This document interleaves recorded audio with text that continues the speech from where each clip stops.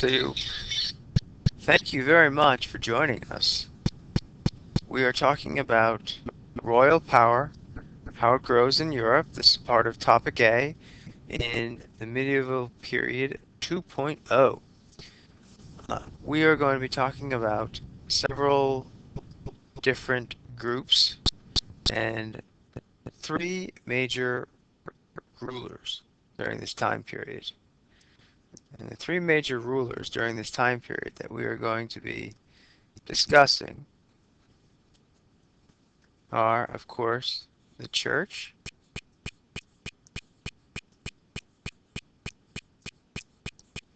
and then it's going to be the monarchies of England and France.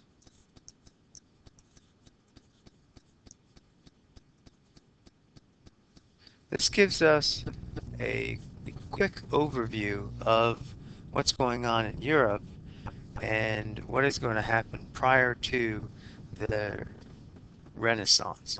So, the first slide that we looked at in class was a picture of Joan of Arc as she heads into battle, and she is fighting, of course, for the French, and it is during the Hundred Years' War, which is a collection of wars that is started and really is over little to nothing, but it does mark the importance of the period and how, in fact, a woman would be able to have such a spotlight on the timing and place for her to come to pass. So it's very interesting as we look at this. So um, the first king that we're going to concentrate on is, of course, William of Normandy. And William is going to do several different things right in order to gain his land. Now, we pointed out the other day that his region of origin is this area right here in the green, okay, where that little arrow is there. Please make note of that. It is a combination of the Norsemen coming from Scandinavia as well as the French influence here. And what he is going to do is organize armies in order to invade England. England is just up here.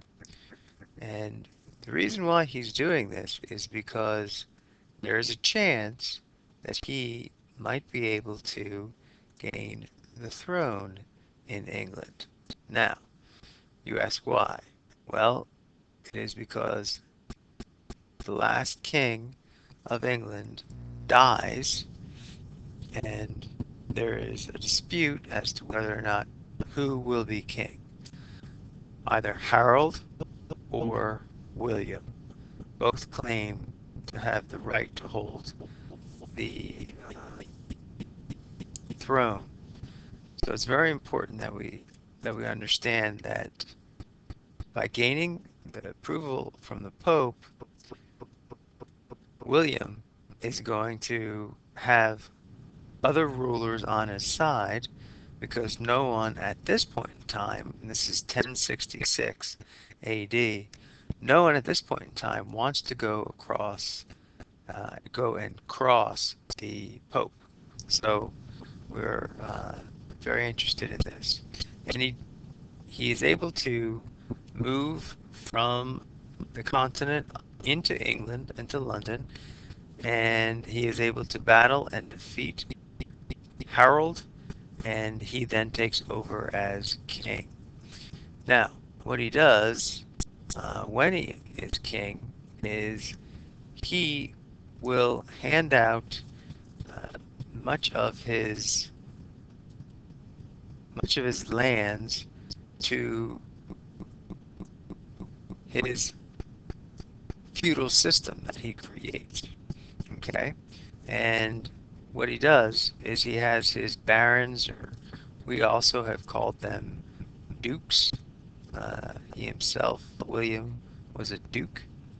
Okay, it's just a title of nobility. Dukes, counts, that sort of thing. They were each given land. Okay, and they were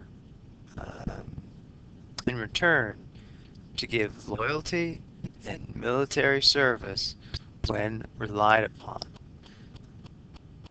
William the Conqueror is a very cunning and powerful ruler. And one of the first things he does as he arrives is to create a census. Not just any census, but a census of all that exists in England at the time. So he wants a list of every castle, every pig pen, every barn, every acre of land that is arable, meaning um, you could grow crops there. He wants to know for a number of different reasons. He wants to know basically for taxes. Okay, remember he's the king, and he is going to expect people to pay their taxes to the king. But remember, when he arrives, he is going to put uh, his Norman Frenchmen into the lands, and they are going to go to work and build a series of castles, okay, castles throughout the land that explain and sort of create a bit of power on the side of William the Conqueror. And as a result, England is littered, literally, with castles that were built during this time period. That's very interesting.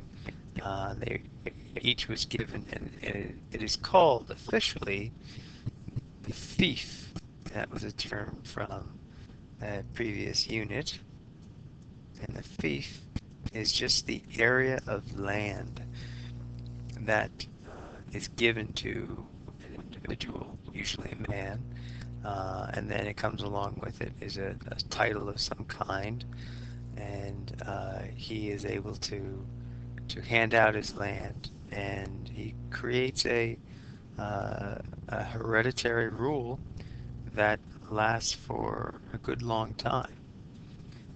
Following him, we speak about Henry the Second, and here is a little image of Henry coming in, and we see there are a number of different things we need to know about him. First, he comes in at around 1154, so not exactly in order, and we don't have to worry about order in terms of chronology. But around 1154, Henry is going to come in and expand the customs and make them into law. Now, the sort of customs that we're talking about here, we're talking about traditions that had been going on in this land for centuries, uh, meaning, let's say, the legal guardianship of individuals, or the handing over of land from one generation to another. So these customs are now going to be part of this English law, which we'll see is going to be very important. Another thing that Henry II is going to do, and we've seen this before with, I believe, Charlemagne, is that he is going to send out rulers, justices, in fact, and they're going to enforce the royal laws. Now, how is this different from uh, when we talked about the early Middle Ages? How is this different? You need to think about that. Okay? It's different because during the early Middle period, people would go to the local noble, okay, instead of the monarch. The monarch, in fact, held little power. But as time moves along in England and in France and on the continent in general, it is the monarch who is going to be uh, considered to be more powerful. Okay? The monarch. In this case, we're talking, of course, about Henry, but the monarch and really what we call the nation state are going to be more important during this period.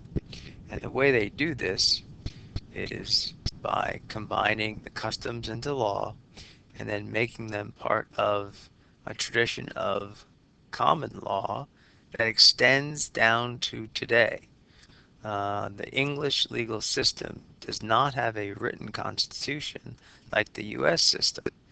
It is based on common law and court rulings handed down by justices throughout the history of the uh, the English. Now, when someone had an issue or when someone was brought before any court, it generally was a royal court. Okay? Once again, to point out the fact that it is not the nobles, it is now the monarch's power. Okay? And as a result, they're going to charge fees and they're going to create a good deal of money from this. Now, unfortunately, Henry does have a few scars. His dealings with the Pope got him into a little bit of trouble, and he wanted to replace many of the uh, bishops that existed uh, in his reign, within his reign, and the head of the church at the time was the Archbishop of Canterbury. So we'll just say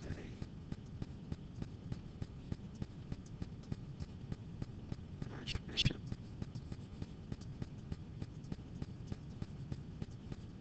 of Canterbury, and his name is Thomas Becket. You need to know his Becket.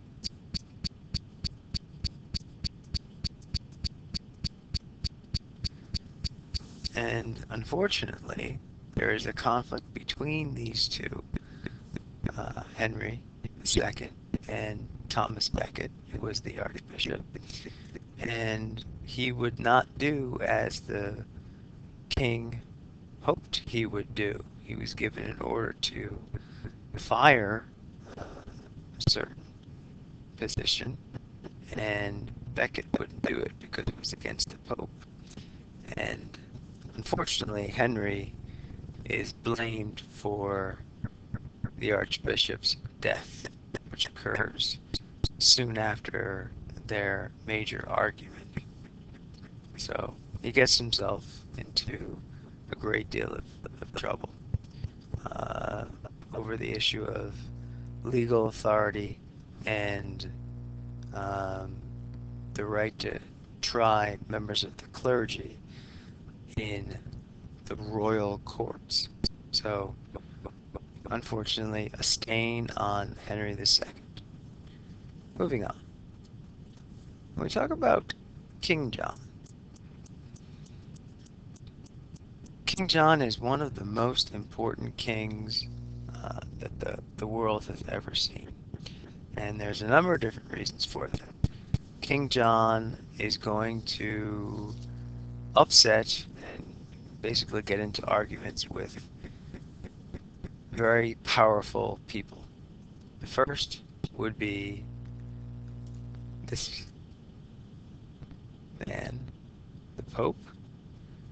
The second would be King Philip of France. And the third would be his own nobles. I remember the nobles served under the king, and they had a certain amount of rights as long as they paid their taxes and paid their fees, everything would go along. Well, King John was really quite a uh, unsuccessful, in many ways, ruler because he gets into three major battles and he is not able to win any of them. The first thing we're going to talk about is how he gets into a war with King Philip of France. He wants to take over the land of Normandy and another area of land in France. The French king, of course, is against this, and he very quickly puts down the uh, land itself, the violent attempts on the land, and King John spends a great deal of money. The second thing is that John is going to battle Pope Innocent III over selecting a new Archbishop of Canterbury. And when John rejects the Pope's nominee, the Pope, using his powers, issues an order of excommunication on King John. The Pope also issues an, an interdict where, as you know, the papal order that forbade church services in the entire kingdom of England. Now, this meant no funerals, no celebration of the sacraments, and as we found out earlier, that meant uh, bad things for the people of England during this time period. So the people are starting to get very upset with him. Okay, so it is settled because there are some rulers around uh, the area of Rome where the Pope lived, and they are able to oppose John's forces and defeat King John's forces, and it sort of ends with John needing needing to accept the papacy and the Archbishop of Canterbury as part of his reign, and that sort of ends. The biggest thing comes with his own nobles. Because he had gotten into a war with France, okay, which of course soldiers and money, and it ended very poorly for them. And because he had also tried to stand up to Pope Innocent III, once again, it was just an act to gain more power for himself. He ends up really losing in this case, and he is then forced by his own nobles to accept a number of different things, and they force him to sign, which is one of the most famous of documents, and that is, of course, the Magna Carta. Now, the Magna Carta is a it's not a constitution, but it is a written document basically limiting the powers of the king. And the nobles, more than anything else, were concerned with the amount of money that King John was spending uh, for his wars with the Pope, wars with King Philip of France, and as a result, the nobles come to King John and force him to sign. Now, what does the Magna Carta include? It includes provisions that recognize legal rights of townspeople. It recognizes the legal rights of the church, okay? Uh, and it protects free men from being thrown into jail, from unlawful imprisonment and other legal actions. Okay, it brings up a number of different things. It brings up the idea of due process.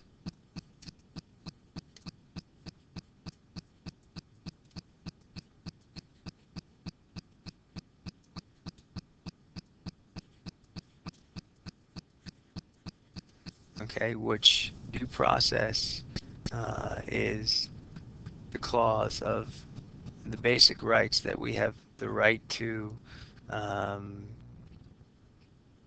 have certain things done prior to an arrest. For example, a search warrant, or there needs to be some steps taken before you can be placed under arrest. And that tradition, of course, is part of our own tradition. Um, the other tradition is what's called habeas corpus. And habeas corpus means basically produce the body.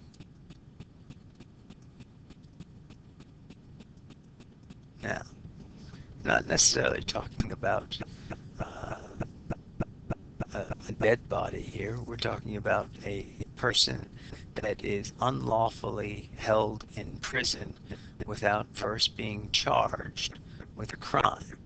So that's what habeas corpus means, okay? It doesn't mean anything, has nothing to do with death, but rather it has to do with the uh, government having to bring charges against an individual before they are imprisoned. Something that has stuck here in the United States as well.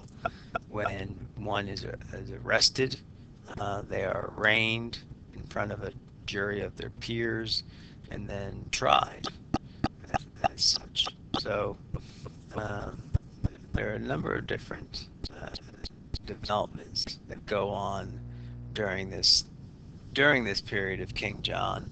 And the last one, which maybe I can fit in down here, is of course the development of Parliament. And it is these nobles who are responsible really for getting the ball rolling.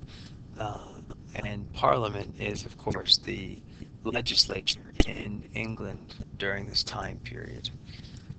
They now have expanded to include the House of Lords, the House of Commons, but this is where the core happens. This is where the everything sort of starts, and what it is based upon is that any military action, any spending action, has to go through these nobles who are now part of Parliament, and they will decide to approve or not approve the funds for whatever it is the king wants to do. So the next slide is a simple sort of recap of what has happened. So 1066, the Norman Conquest. 1086, Doomsday Book. uh, common law that takes place between 1160s and 1180s. Henry II, 1215, good date to remember. The Magna Carta, King John uh, approves his document limiting royal power and extending the right to nobles and freemen. And then 1295, King Edward expands Parliament to include representatives from the common people as well as lords and clergy. So we've gotten a good lesson in the evolution of the English government, okay? And hopefully you made some connections to the English government and to our government. All right, so we have uh, House of Lords, House of Commons. Uh, we call them House of Lords, the Senate, and the House of Commons, the House of Representatives. They're based off this. Not to say that uh, you have to be. There are no lords. There are no knighted. There's no royalty in America. That was something that was made clear by the founders. Um, but we do follow the same sort of uh, bilateral parliament or legislature. Anyway, uh, that is where I will end this. This is the uh, first discussion of English power in a royal sense becoming part of what we're talking about. So, thank you and good night.